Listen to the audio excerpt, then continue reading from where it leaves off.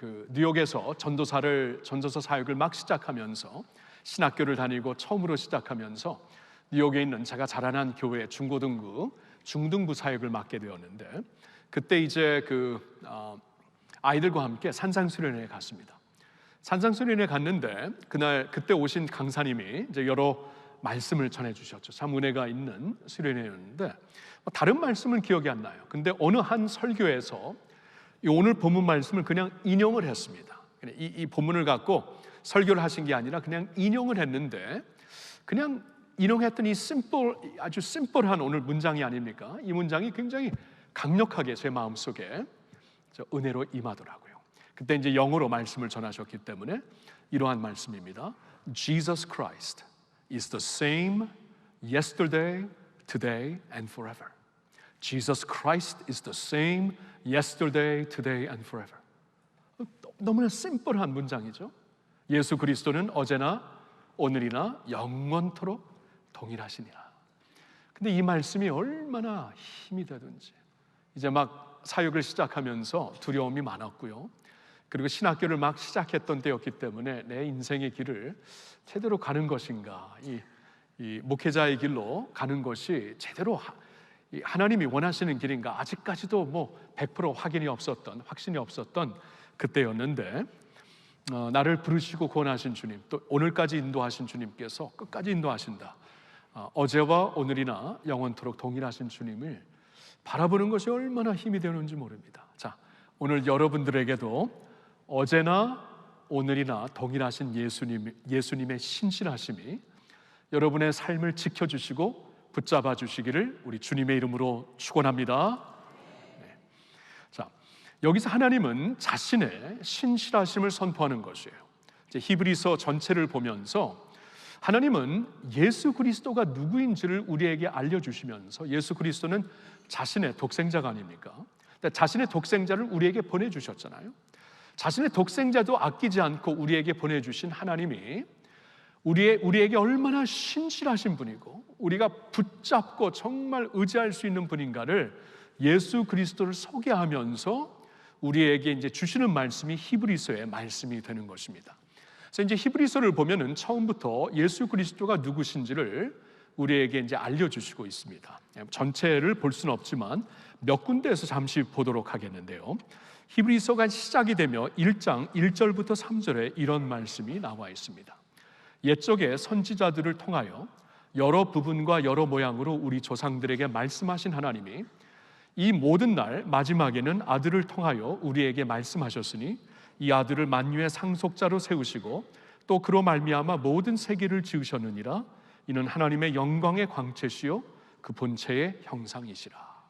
이렇게 히브리서가 시작이 됩니다. 이제 시작을 하면서 하나님이 무슨 포인트를 강조하시냐 하면 자신의 마지막 계시, 하나님의 마지막 그리고 온전한 계시를 당신의 아들 예수 그리스도를 통해 우리에게 허락하셨다라는 것을 말씀해 주시고 있는 거예요. 자, 여러분, 우리는 하나님을 어떻게 알 수 있냐 하면 하나님이 자신을 계시한 내용에 따라서 하나님을 알고 있는 것입니다. 그러니까 우리가 뭐 사람들이 상상해낸 어떠한 그 신론이 아닙니다. 사람들이 어떻게 이제 소망하는 바를 철학으로 담아갖고 만들어내는 어떠한 종교적인 하나님의 그러한 개념이 아닙니다. 우리가 아는 하나님은 철저히 처음부터 자신이 우리에게 계시한 그 하나님을 우리가 알고 믿고 따르고 있는 것이죠.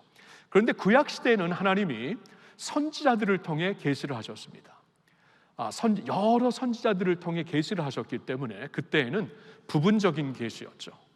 예를 들어서 이사야 선지자를 통해서는 하나님의 이러한 모습을 강조하며 계시해 주셨고, 예레미야 선지자를 통해서는 이러한 모습을, 나중에 말라기 선지자를 통해서는 이러한 계시를, 또 그 전에 선지자 역할을 했던 노아와 같은 경우에는 이러한 모습을 계시하시면서 우리가 믿는 하나님, 우리가 따르는 하나님은 이런 하나님이구나라고 계시하신 대로 우리가 알게 된 것이에요. 그러한 계시들이 모여서 이제 구약 성경이 이루어진 것이죠. 그러나 이 마지막 때는 다릅니다. 그 모든 선지자 때가 지나면서 마지막 때에는 하나님이 당신의 아들을 통하여 우리에게 말씀하셨다라고 여기 이렇게 소개를 하고 있지 않습니까? 당신의 아들을 통해 말씀을 주셨다. 자신을 당신의 아들을 통해 이제는 부분적인 계시가 아니라 온전한 계시로 알려주셨다라고 말씀을 하십니다. 왜냐하면 예수님은 하나님의 영광의 광채 그 자체입니다. 그리고 그 본체의 형상입니다. 하나님의 본체 형상인 예수 그리스도를 통해 자신의 모습을 우리에게 보여주셨기 때문에 예수님을 통한 하나님의 계시는 온전한 계시, 마지막 계시라고 우리가 알 수가 있는 것이죠. 그래서 성경의 가장 마지막 부분, 이 예수 그리스도를 통해 우리에게 주신 마지막 계시 외에 더하는 자, 빼는 자는 저주를 받을지어다, 이렇게 하면서 말씀이 끝나요. 이 계시가 끝났다라는 겁니다.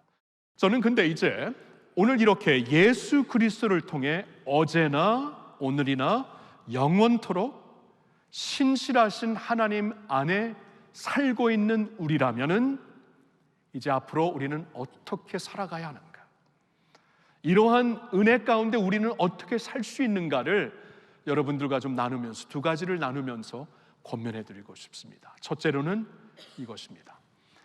말씀의 생명을 거십시오. 우리 한번 같이 읽어볼까요? 말씀의 생명을 거십시오. 자, 이러한 예수님, 하나님을 알 수 있는 마지막 계시로 우리에게 오신 예수님, 우리를 위하여 친히 죽음을 경험하시어서 그 사망 권세를 잡고 있는 마귀의 세력을 멸하시고 우리의 모든 아픔을 아시고 능히 도우실 수 있는 예수님이 되시고, 그리고 오늘날 이제 하나님 우편에서 우리를 위하여 중보하시는 예수님이 우리가 믿는 주님이라면, 이제 우리는 그 주님 안에서 하나님의 신실함을 붙잡고 이렇게 살 수가 있는 것이에요. 말씀의 생명을 걸고 살 수가 있는 것입니다. 제가 이 말씀을 드리는 이유는 이 예수님이 말씀으로 오셨기 때문입니다. 이 말씀이 예수님이 세상에 어떤 분으로 오셨는가, 성경을 보니까 말씀으로 세상에 오셨다고 성경은 분명히 말씀해 주고 있어요. 그러니까 이 예수님을 붙잡고 하나님의 신실함 가운데 산다는 것은 이 말씀을 붙잡고 말씀의 생명을 거는 삶과 같다라는 것입니다. 요한복음서를 열면서 요한 사도는 예수님이 누구신가를 이렇게 우리에게 소개하고 있습니다. 태초에 말씀이 계시니라, 이 말씀이 하나님과 함께 계셨으니 이 말씀은 곧 하나님이시니라. 그가 태초에 하나님과 함께 계셨고 만물이 그로 말미암아 지은 바 되었으니 지은 것이 하나도 그가 없이는 된 것이 없느니라. 그 안에 생명이 있었으니 이 생명은 사람들의 빛이라. 자, 예수님을 어떻게 소개하고 있습니까? 태초부터 계신 말씀이었다. 말씀이 육신을 입고 오신 예수님이다. 살아계신 예수님, 인격적인 말씀, 살아있는 말씀, 인격적인 말씀이 바로 예수님이고, 그 예수, 살아있는 그 말씀 예수가 육신을 입고 우리에게 오셨다라는 것이에요. 그러니까 하나님이 우리에게 이 예수를 보내주시면서 예수 안에서 어제와 오늘과 영원토록 동일하신 하나님의 신실하심을 우리에게 선포하셨다면, 그리고 적용하셨다면, 우리가 그 신실하심 가운데서 살 수 있는 길은 이 길입니다. 말씀의 생명을 걸고 사는 것이에요. 그게 하나님 신실함 가운데 적극적으로 사는 삶이 되는 것입니다.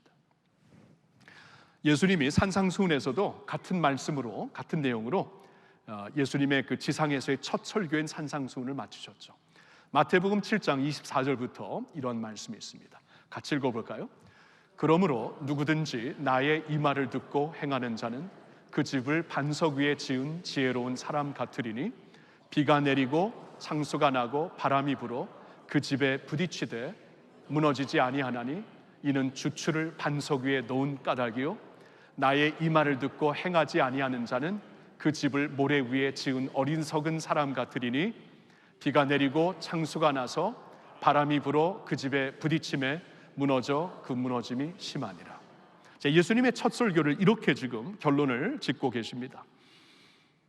너의 인생의 집을 어떠한 토대 위에 세우고 있는지 돌아보라는 것이에요. 인생의 집을 흔들리는 토대에 세우면 너의 인생도 흔들리게 되어 있다. 인생의 집을 무너지는 토대에 세우면 너의 인생은 무너지게 되어 있다. 이건 시간의 문제다. 그러나 너의 인생의 집을 흔들리지 않고 결코 무너지지 않는 반석 위에 세우면은 너의 인생은 견고할 것이다. 절대로 흔들리지 않는다. 이렇게 말씀을 하시는 거예요. 근데 그 반석, 흔들리지 않는 반석 위에 세우는 것이 무엇인가? 내가 전하는 모든 말, 주님의 말씀을 그대로 실행하는 자, 듣고 실행하는 자가 반석 위에 인생의 집을 세우는 것이다. 오늘날 이 시대에서 우리가 붙잡을 수 있는 게 무엇인가? 우리 할렐루야 교회를 보면서 붙잡을 수 있는 게 무엇인가? 주님의 교회가 교회답게 될 수 있는 길이 무엇인가? 말씀뿐이 없다. 말씀뿐이 없다. 모든 것은 지나고 프리 코로나, 코로나 코비드 시대, 포스트 코로나 바뀝니다. 세상은 바뀌고 정치판도 바뀌고 외교도 바뀌고 사람들의 생각도 바뀌지만 바뀌지 않는 것이 하나 있어요. 하나님의 말씀인 줄로 믿습니다. 하늘과 땅은 지나가되 내 말은, 하나님의 말씀은 영원하다라고 말씀하셨습니다. 세상과 그 정력은 다 지나가되 오직 하나님의 말씀으로 거행하는 자는, 따라 사는 자는 영원히 거하리로다 말씀을 하고 있어요. 하나님의 말씀인 줄로 믿습니다. 사랑하는 성도 여러분, 저와 여러분들이 좀 그렇게 살았으면 좋겠어요. 하나님의 신실하심이 예수 그리스도를 통해 증명이 되었고, 그 예수 그리스도는 오늘도 살아계신 말씀으로 우리에게 임하시는 분이라면, 우리가 그 말씀의 생명을 걸고 살 때 하나님께서 우리를 책임져 주시고 그의 신실하신 손 안에 우리를 붙잡아 주실 줄로 믿습니다. 두 번째 권면은 다음과 같습니다. 하늘에 속한 사람답게 담대하고 견고하십시오. 하늘에 속한 사람답게 담대하고 견고하십시오. 여러분, 하나님의 신실하심에 거하는 자들은 담대하고 견고할 수 있어요. 왜냐하면은 하나님은 그 신실하심 가운데 우리에게 이미 우리의 기업을 주셨어요. 그러니까 예수 그리스도, 우리를 위하여 죽게 하심으로 이제 예수 그리스도 안에 있는 자들에게는 영원한 생명이 주어졌고, 영원한 생명과 함께 너희는 외인도 아니요 나그네도 아니요 오직 성도들과 동일한 시민이요 그 나라의 시민이요 하나님의 권속이라, 이런 말씀을 주시고 있습니다. 에베소서 2장 19절의 말씀이죠. 그 나라의 권속이다. 그 나라가 이미 주어진 사람들이에요. 하나님의 신실하심 가운데 우리를 구원하시고 이미 그 나라에 우리를 앉혀주셨습니다. 그렇죠? 그러면 이 하나님의 신실하심으로 우리가 이렇게 그 나라에 이미 속한 자들이 되었다라면, 우리가 그 신실하심 가운데 산다는 것은 그 하늘에 속한 자들처럼 하늘 백성답게 담대하고 견고하게 사는 것이 아닌가, 이런 권면을 드리고 싶어요. 여러분, 히브리서에서 오늘 말씀을 주시고 있는데 히브리서 13장 8절인데 그 전장을 보면 히브리서 11장 믿음장이 나옵니다. 이 믿음장에서는 믿음의 선진들의 삶이 쭉 나열되고 있습니다. 믿음의 선진들의 삶을 보니까 하나같이 그렇게 살았더라고요. 흔들리는 세상과 함께 흔들리지 않더라고요. 무너지는 세상과 함께 무너지지 않더라고요. 그 세상에서도 담대하게 살더라고요. 견고하게 살더라고요. 그게 어떻게 가능한가 보니까 하늘에 속한 자들처럼 담대하게 살더라고요. 그 나라에 이미 속한 자들이기 때문에 그것에 비롯된 확신 가운데, 담대한 가운데 살더라고요. 이게 우리에게 주어진 삶이라는 것이에요. 히브리서 11장을 한번 성경이 있는 분들은 펴보시고요. 다 볼 수는 없지만 몇 군데만 좀 보겠습니다. 먼저 아브라함을 볼까요? 11장 8절부터 10절에 이렇게 말씀이 나와 있습니다. 믿음으로 아브라함은 부르심을 받았을 때에 순종하여 장래의 유업으로 받을 땅에 나아갈새 갈 바를 알지 못하고 나아갔으며, 믿음으로 그가 이방의 땅에 있는 것 같이 약속의 땅에 거류하여 동일한 약속을 유업으로 함께 받은 이삭 및 야곱과 더불어 장막에 거하였으니 이는 그가 하나님이 계획하시고 지으실 터가 있는 성을 바랐습니다. 여러분, 아브라함을 가리켜서 이런 말씀을 하고 있습니다. 성경이 보니까 아브라함이 하나님의 약속의 말씀을 듣고 본토를 떠났다. 여러분, 그 당시 본토라는 것은 안전지대입니다. 내 인생의 안전지대를 과감하게 떠납니다. 그것도 하나님이 어디로 가라고 구체적으로 말씀을 안 하세요. 구체적으로 말씀을 안 하시는데 그냥 이제 약속을 향하여서 이 방향으로 가야 된다라는 그 말씀을 갖고 그냥 안전지대를 완전히 떠나버립니다. 이거 완전한 모험이죠. 여러분, 그 당시 안전지대는 나의 모든 백이 있고 줄이 있고 내가 넘어지면 기댈 데가 있고 그런 것입니다. 그러한 안전지대를 쉽게 떠날 수 있겠어요? 근데 아브라함이 하나님의 말씀을 듣고 그곳을 향해 떠나게 됩니다. 그리고 그곳을 향해 떠난 후에 말씀을 계속 보니까 믿음으로 그가 이방의 땅에 있는 것 같이 약속의 땅에 거류하였고 그 아브라함과 함께 동일한 약속을 받았던 그의 아들 이삭 그리고 그의 손자 야곱과 더불어 장막에 거하였다. 이렇게 말씀이 나와 있어요. 그러니까 아브라함이 있잖아요. 나중에 100세가 되어서 이삭을 얻게 되었고 더 나이가 지극히 많이 들어서 야곱을 얻게 되었죠. 그러니까 하나님의 말씀을 듣고 안전지대를 떠나 지시하시는 곳으로 갔는데 그런 면에서 하나님이 지시하신 약속의 땅에 갔는데 많은 세월이 흘러서 그의 아들 그리고 그의 손자까지 보게 되었는데 그의 인생을 마감하는 그때 그는 장막에 거하였다. 장막에 거하였다는 것은 땅이 없다라는 것이에요. 자기의 땅이 없었고 자신이 집을 지을 수 있는 자신의 어떤 거처가 없었다라는 것입니다. 유목민처럼 아직 살고 있었어요. 자, 그런 아브라함이었습니다. 아니, 하나님의 그 음성을 듣고 과감하게 안전지대를 떠나갔고 이렇게 긴 세월을 지났는데 자신의 인생이 끝나는 그 무렵에 보일 수 있는 것은 그냥 유목민 삶, 땅도 없고 집도 없고 자식들에게 물려줄 집도 없고 그냥 텐트만 치고 장막 가운데 있는 자신의 삶. 그런데 아브라함이 그때 후회를 합니까? 근데 아브라함이 그때 하나님 앞에 불평을 합니까? 아니에요. 믿음으로 살다가 믿음으로 죽습니다. 근데 그 이유가 무엇인가? 이렇게 설명을 하세요. 이는 10절에 그가 하나님이 계획하시고 지으실 터가 있는 성을 바랐습니다. 하나님께서 마련해 주신 그 나라를 바라보았습니다.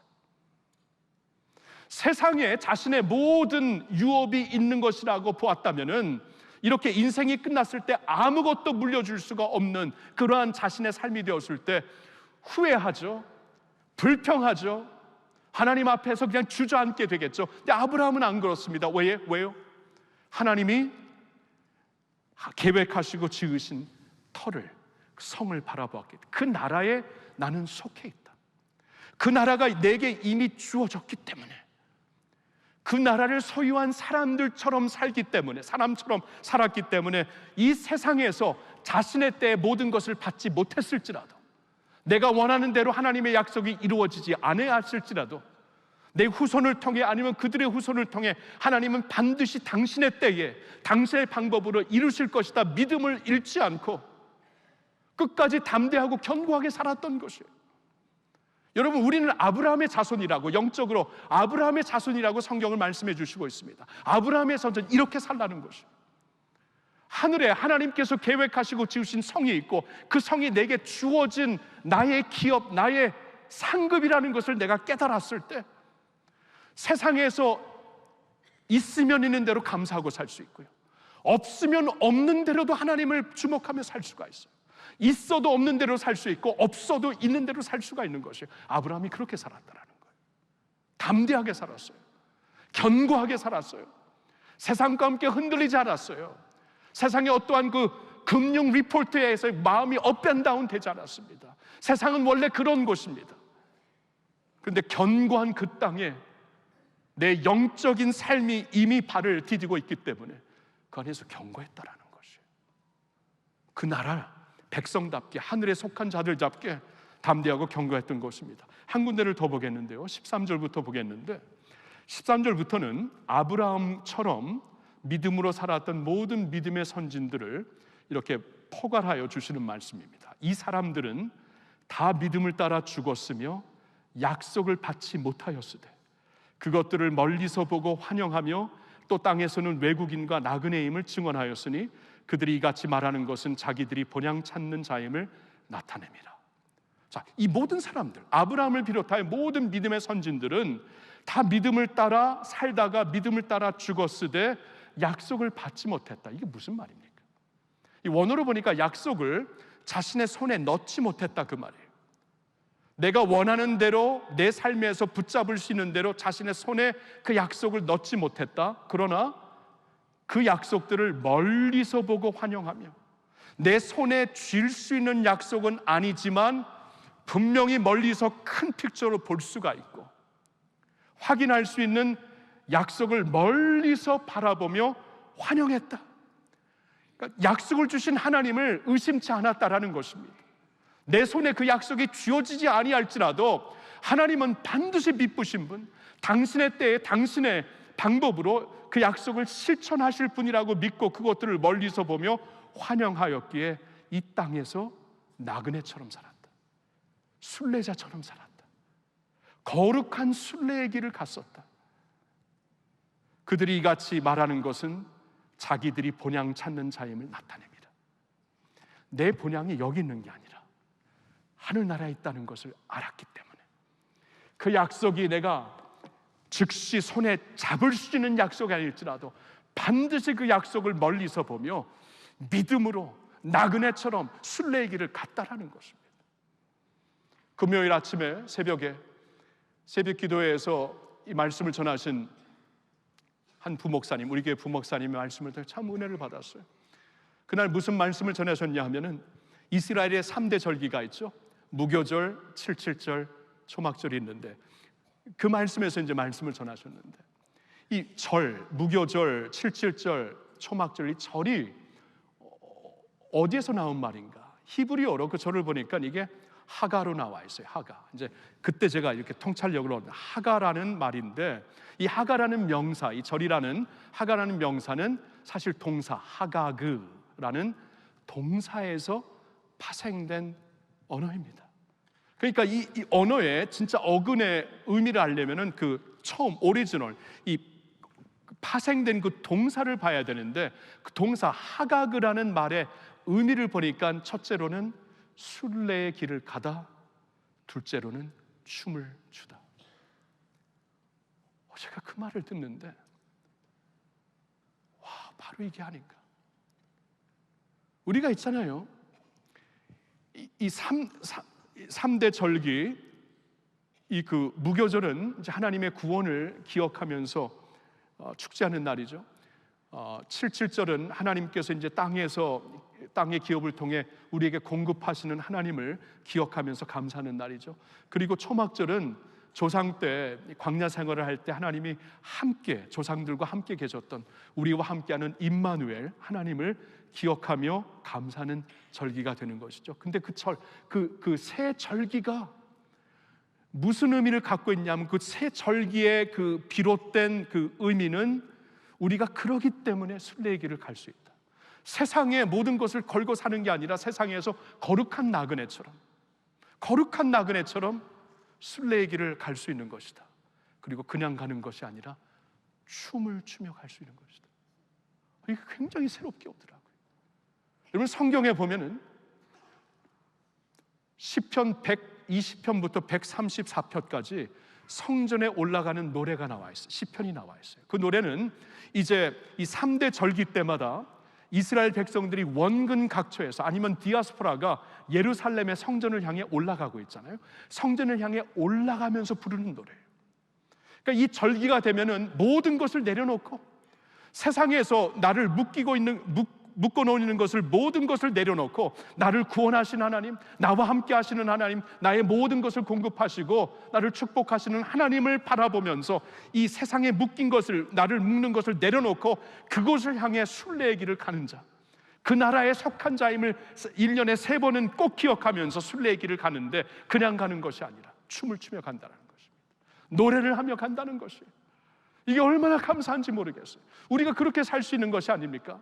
여러분, 할렐루야 교회를 올 때 언덕 위에 있는 교회잖아요. 성전에 올 때 그렇게 오시라는 거예요.